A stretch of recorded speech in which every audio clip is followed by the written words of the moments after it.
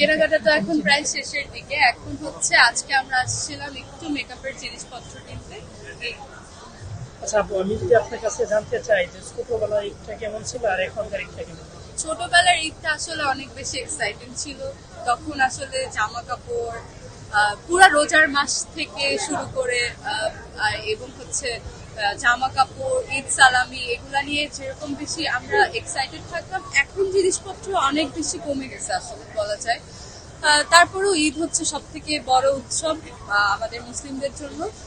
তো সেই হিসাব করলে আনন্দ তো লাগে, যদিও ছোটবেলার আনন্দ এখনকার আনন্দের ভেতরে অনেকটা ডিফারেন্স যদিও আছে। আমি যদি বলি যে আপনার কখনো নিউ মার্কেট থেকে এই নিউ মার্কেট থেকে সবসময় কেনাকাটা করি, নূরজাহান মার্কেট থেকে কেনাকাটা করি, ভ্যানের উপর থেকে কেনাকাটা করি, লাইক বসুন্ধরা, সীমান্ত সম্ভার, এখান থেকে বলা যায় ওকেশনালি করা হয়। এই তো। কোন মার্কেটে কেনাকাটা করতে আপনার স্বাচ্ছন্দ্য বোধ করেন, নিউ মার্কেট নাকি বসুন্ধরা? স্বাচ্ছন্দ্য এটা আসলে ডিপেন্ড করে আমি কখন কেনাকাটা করছি। যদি বলা যায় হচ্ছে আমি ঈদের জন্য কেনাকাটা করতেছি, তখন অবশ্যই বলবো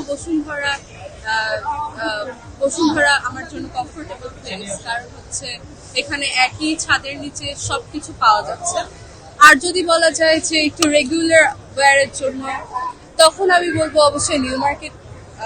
আমরা যদি বলি যে বসুন্ধরা থেকে নিউ মার্কেটের কাপড়ের মান তুলনামূলক কতটা পার্থক্য দেখবেন?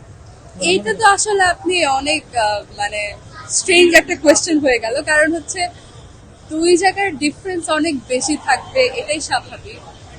আর এই বসুন্ধরাতে যেমন হচ্ছে আমরা এখন আসলে ব্র্যান্ডের কাপড় যদি আমি চিন্তা করি, ব্র্যান্ডের কাপড় কিনতে টাকা একটু বেশি লাগবে, এটাই স্বাভাবিক।